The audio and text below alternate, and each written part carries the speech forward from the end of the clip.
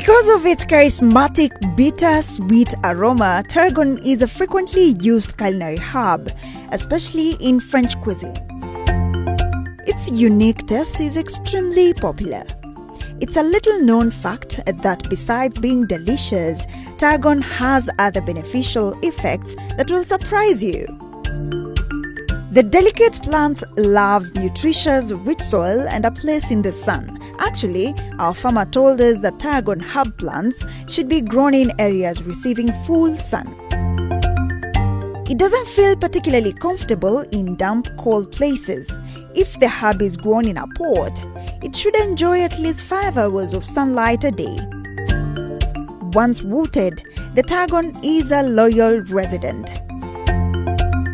Now, the herbs and spices farming has captured international markets while creating a new age farming renaissance in areas that has traditionally been synonymous with farming of traditional low-yielding crops like maize and beans. Would you believe this is Embu County? So now, to know more about tarragon farming, join me in the farm.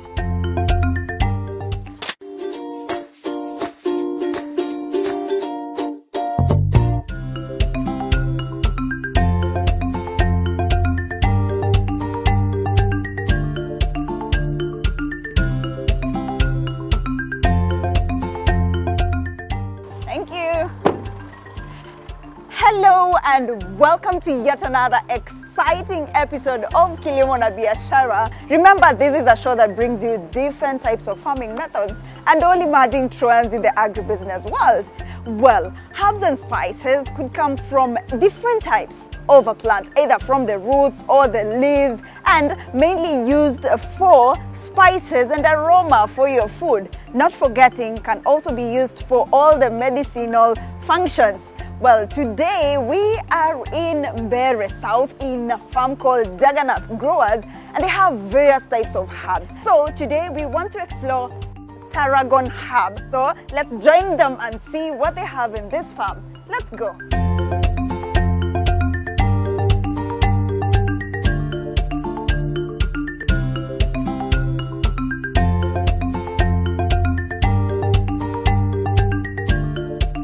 Basi. Ah, hello. Linda. Hello.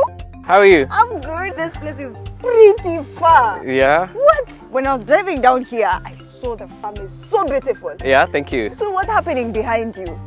So they're loading the basil seedlings to take them to the field. But let me take you to the nursery to show you where it begins. Okay, yeah. Let's go to where the tarragon nursery is.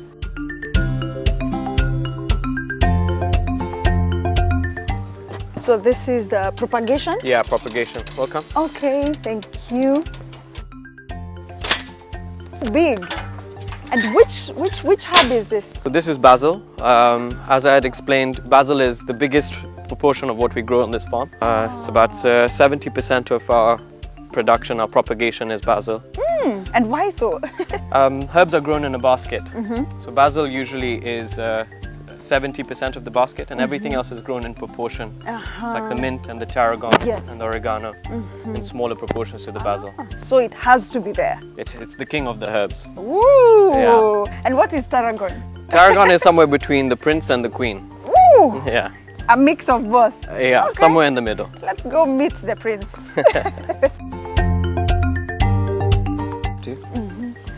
So what happens here? So this is this is part of the nursery process in propagation of tarragon, where we bring mother stock, we harvest the mother stock, and we create new seedlings from that mother stock. So this is actually tarragon. Now what is happening here? So the mother stock is brought from the field. We have a mother crop. She's grading and picking out the best of the crop, and it's harvested and it's kept on that side, like you can see. And then after that, we grade out the strongest shoots, and we stick it in the rooting hormone, and then we put it in a trays which has a mixture of vermiculate and cocoa peat. So this is actually the starting point of propagation. Exactly. Okay. I would love to learn. I would love to actually do it. Why don't we do it? Okay. Let me pick the tray. Okay. Let me move this. So these are for us or what? So Linda, we take safety very seriously on this farm. Yes. So the first process is that we're going to dip what has come from the field into a fungicide. These are babies at the end of the day that we're making. Yes. So we have to treat them very delicately and make sure we protect them from any potential threats. Yeah. So you have to wear gloves. I'm going to force you to wear gloves today. I wouldn't mind. I wouldn't mind. I take biosafety pretty seriously as well. It's very good to know.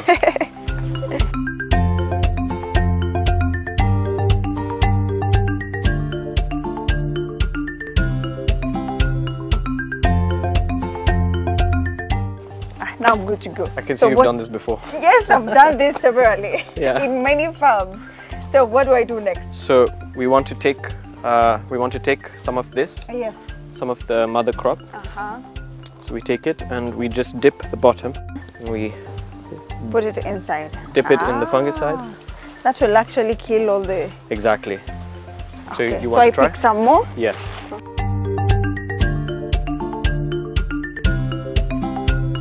So I dip the entire. Exactly.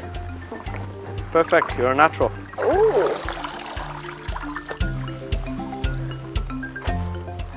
This is really safe. Really safe. So from there. So we can take off our gloves now. Okay. So the other process will come. We'll do it with our bare hands. Yes. Okay. So we can pick maybe some of the dried crop. So Mary, can I ask you to leave for just 2 minutes? Please. Thank you. Okay. Yeah. So we take the crop. We take the crop once it's dried a little. Yes. And we do a cut. We can take it and we just do one cut. Yes. And you can pick, for example, one by one. One by one. So what she's done is she's already graded through and picked some of the better stems, for example. So I'm just going to, just because we're doing an example, I'll take the little bit, de-leaf the bottom, put it in the rooting hormone and just stick it. Yeah. That's so simple.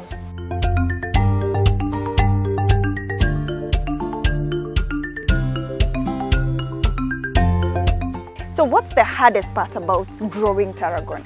I would say that maintaining the crop through different seasons and cycles, different weather conditions, because tarragon is very sensitive. This place is quite humid, but what are the favorable climatic conditions when you're growing tarragon? It actually likes the cooler climate, but as I had mentioned to you that it's more prone to fungal disease in that type of weather. Low humidity is always good for all herbs. The last one, now we're good to go. Perfect. So with this that you've propagated, it will take how long before you transplant? It usually takes just upwards of 1.5 months. So 4 weeks and you're good to go. Exactly. At this stage, at the nursery or at the propagation section, what are the management practices? So the first one is keeping a clean and controlled environment so that you limit the pest entry into the facility. And the second thing, I don't know if you're breaking a sweat or if you can feel it. I'm breaking a sweat. That's the humidity. So we keep a very controlled humidity. You want high humidity, especially in the establishing stages. You want to keep the media wet so that the root development is optimal. Yeah. And yeah, that's basically it. You try and control as much as you can. Yeah. These are babies at the end of the day, and we want them to come out as strong as possible. I've discovered that this place is quite darker than the other section that we came from. Why is it? What are the modalities? So that helps us control the temperatures within this particular part of the facility. We put a black net on the top of the greenhouse, and it limits the UV inside, and yeah, it maintains the temperature. So at what point do you move this from, let's say, 50% light to 100% light? So the first 2 weeks are the most sensitive, where we control, and gradually then the crop, we introduce it into slightly more lighting, which is in the next room after the first 2 weeks, and gradually it's hardened and then taken onto the field. So what's the next stage from here? So the next stage from here is to the field, and we can go and see that right now. Okay, let's go and see. Perfect. Okay. That was quite interesting, quite simple. It is. Well, in theory.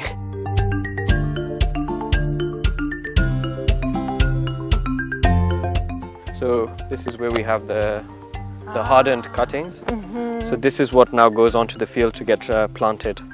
So we pick one. Yeah, let's They're take ready? one. These are ready. Okay. I can actually. Yeah, you're okay? Wow. It's not too heavy. I told you I'm a professional propagator. Now, let's go to the other side. I show you how to plant this.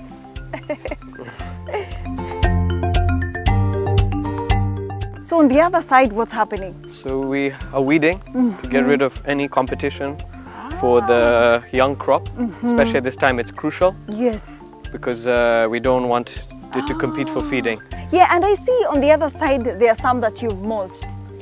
Yes, that's a trial ongoing. No conclusion so far. We wanted to see how it compares to actually weeding versus the grass weeding. I hope it comes out better than the other ones.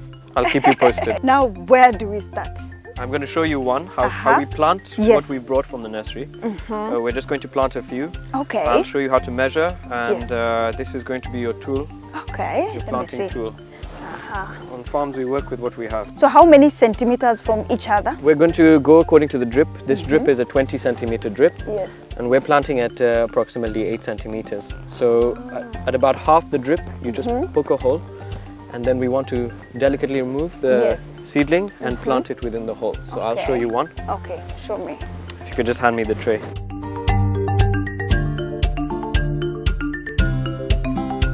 So these are the ones that have been hardened a week in the fields. These have been hardened. Yeah. So we remove the seedling. We measure between drip and drip is 20 centimeters. So we want to take approximately half.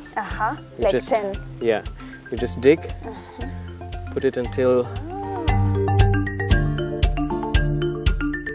Would you like to try one? Yes, I wouldn't mind. So I move with the tray to the other side. Okay. Right here. So you've said in the middle of these drips. Yeah. Like 10 centimeters. You can take your seedling out first. Okay. Let me see. This is ready. Yeah. So I think this is in line. There we go. Perfect. Basi, I'll come back for this. All these are mine for exports. Oof. Now we know how to propagate, and now we know also how to plant.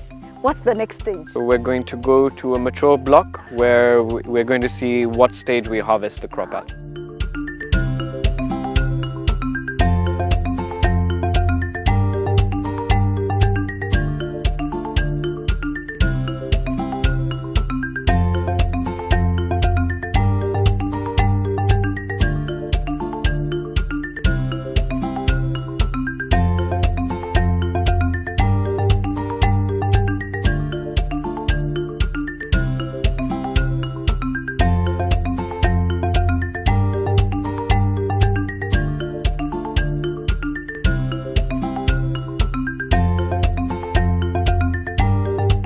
Basi, what is this stage? So if we look at this one block here, we have freshly harvested tarragon that was harvested yesterday. Yeah. And this will now be harvested tomorrow, the balance. So if you see, there's a difference in height between the two. And I see people are busy already working on it. Yeah, so they're doing some cultural activities like weeding in the back there. And this is my team, Aaron and Richard. They're the people who make all of this happen. Hello! So they are the people who are the ground here. Yeah.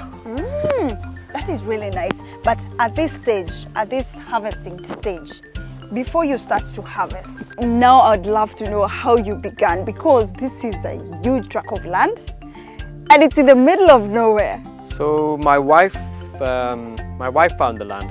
She was looking for red soil, something with close proximity to Nairobi, and a strong river. So we found all three here, and she set up camp and we started. We have a sister organization which we feed 2,500 children in Nairobi in the slums of Kangware. We've adopted 5 schools, and every day we give them a fresh meal. So the purpose of this farm is to expand that program. So the more money we make, the more we can grow that program and take on more children through that. So it's more of a charitable project. It's both. Anyone can start a business, but what is the purpose of your business? And we found purpose in giving back. Now you've begun the project. How has the journey been? So when my wife started this, she came here looking to grow product for our feeding programs, and then realized farming is harder than just putting a seed and watering it and getting product. So she started doing some local product, and then I joined her, and we used to go to Gidurai to try and sell ourselves, and it didn't work out so well. So it flopped. We would come back with trucks full of tomatoes because the market was flooded at times, and it's a learning process. Every day is a learning process. A lot of failure sets you up for the next success. You have to fail to succeed, and we've had 7 years of constant mistakes and learning, We don't come from this background, so the learning was a lot heavier and harder, but we started exporting ourselves in 2017. I remember you told me you export like 100% of your produce, but how is the market when it comes to the local market here in Kenya? The local market here is very small for herbs. They don't take much. We did try to supply locally, but to put things into perspective, where we sell 10 tons abroad, we'll sell 10 to 15 kilos a week here. So it's very difficult to, send a truck just for 15 kilos. And herbs are very sensitive on the cool chain. Managing the cool chain all the way from the greenhouse all the way to our pack house. We pack the product for the final consumer. And that process is very critical to exporting herbs. So what are those key things that someone has to factor in, especially when it comes to tarragon, if you want to get very good yield? We put a lot of attention into the yield per square meter. So like I mentioned, healthy soil contributes pretty much, it's almost 60% of what you do is healthy soil equals a healthy crop. And the second thing I would say is really you've got to look at the small things like the weeding we talked about. Looking after the crop at a very young stage and making sure that from that stage the quality is looked after. Tarragon is a unique herb. What should people really know about tarragon? It's very sensitive to weather conditions and temperatures. What are the advantages of tarragon? Because there's someone who's watching and wondering, so what are tarragons and what is it used for? Well, because it's very sensitive and it's not easy to grow, those of us who manage to grow it, we have a very good market for it. And the second thing is the tarragon fetches a very good price compared to the other herbs. Because it's hard to grow, the price you get is a lot higher. Now there's someone who's so curious and wondering, what is tarragon used for? So tarragon, as far as I know, is used in medicinal. So it's used as to reduce blood sugars, to help with insomnia. You can put it in your tea. It also helps with it's used as a spice in some food like soups and fish dishes. Fish dishes it complements fish dishes really well. Do we have some that we can harvest here today? Unfortunately, Linda, like I mentioned, tarragon is very sensitive. And as you can see, the sun has come out. Yes. So we're not going to be able to harvest now. We usually harvest in the morning and the evenings when it's cooler. Yes. But I have some fresh crop harvested for you in the pack house, so we can go and take a look at that. Okay, let's go check it out. Ooh. That sun. We are going. As we are going. You're done.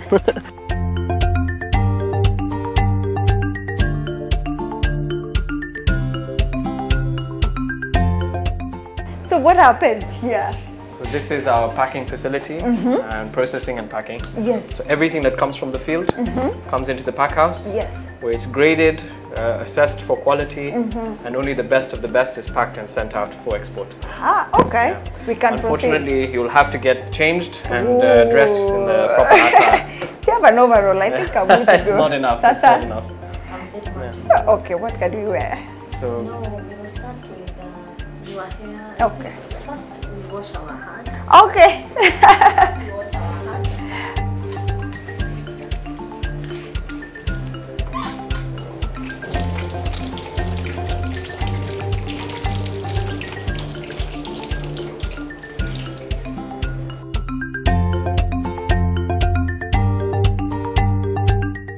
Let me hold it like this.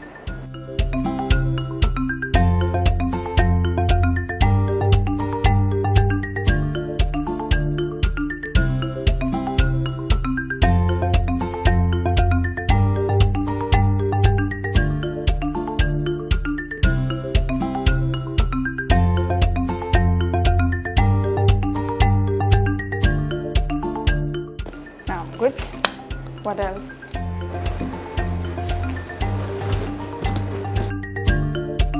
Thanks, Grace. I'm good to go. Yes, you can do white.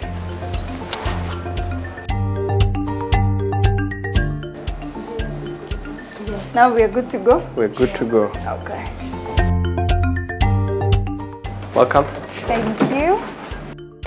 Ooh, this is nice and it smells so good. Yeah. So what's happening here? There are a lot of people. Tell me about that. Yeah, so on the farm we employ a total of 350 people, largely women, as you can see. About 70% of the people that we employ are all women, and they're the bread earners of their family. So that's our contribution to this area. Before we came here, there was almost no employment. When we came here, we're the largest employer now within this area. 350 is a lot. Those are a lot of people. From various localities, but largely from within this locality. So even before we talk about packaging of tarragon, what's happening here? What we saw on the field, after the harvesting, it comes in here as raw material. It's put in a temperature controlled room, and then that's brought onto the tables, where these women grade through the product. So they pull out anything that's not deemed export quality, and they weigh it, they bunch it, and then it's packed and ready for export. All successful businesses, challenges abound. In your sector, when you're growing tarragon, what are those challenges that you had to go through? Well, one of the most recent challenges we face is rising input cost. Fertilizers have gone up by 130%. So, you know, that's a huge challenge, is managing your cost when you have increasing costs all the time. Another challenge is, I think, the sensitivity of the climate. The climate is continually changing. What we did last year, it doesn't always apply to being able to do it this year. You told me you've harvested some of the tarragon. Yeah. Let's go see. Sure, let's go. So this is all basil. Yeah. And it's all different bunch sizes, different grams. Do the whole range. So which variety is this? So this is a variety called French Tarragon. Yes. It's the only variety we grow on this farm. I see these ones that have been packaged. They're in a particular standard. Tell me about it. This is communicated by our client. They tell us what spec they like. Some customers maybe want 20 centimeters, some maybe want 15. So it's all cut and packed according to the orders that we receive. What are those quality standards needed for one to export tarragon? So the minimum requirement is global gap. There's other accreditation you can take on top of that. But to start exporting, you need a KEFIS, you need approval from KEFIS and a global gap, and you're good to go. For someone who is interested in venturing into tarragon farming, what should they know? What are the key factors? So one is the cool chain needs to be immaculate. And the second thing is you can't export tarragon on its own. You need a basket of herbs. Yeah. So you maybe need chives, some thyme, some mint, and then you can do some tarragon. Nobody will just take tarragon alone. How was the capital and the returns on investment as well? So the capital varies from farm to farm and place to place, but usually you're looking at a 3 to 4 year return on your investment. Would you say this type of farming is profitable? Yes, it is. Somebody should only venture into tarragon farming if they have the cool chain or they have the willingness to put the cool chain up. And if they do, then it always has demand. There's always a stable demand in the market for tarragon. It's profitable. Yeah, yeah.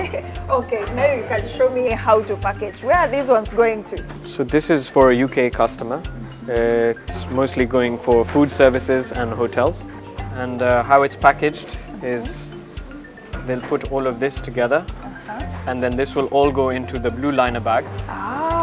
They'll have to pack it for us. Yeah, and I see there's this one also that you've packaged. This is goes largely to a supermarket client, and mostly retail markets take it in this packaging. This ones go mostly to the wholesale market and food services like restaurants, hotels, and whatnot. So we can pack some? Yeah, I'm going to call somebody who actually knows how to pack this and is a specialist. So there's a special way. There's a special way to do it. Okay.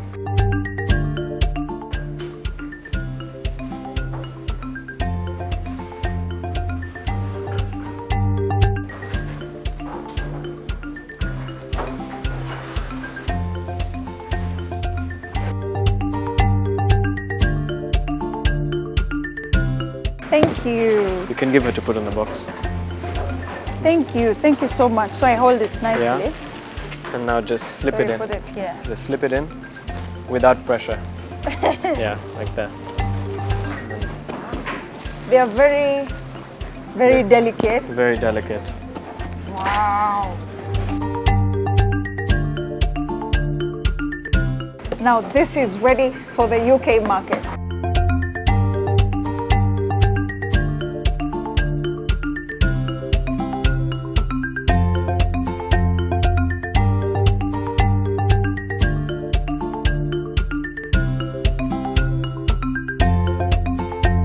Thank you so much for having us in your farm and for hosting us. You're most welcome. Wow. I know by now you know all the dynamics involved when it comes to tarragon farming. Thank you so much for being part of the show today.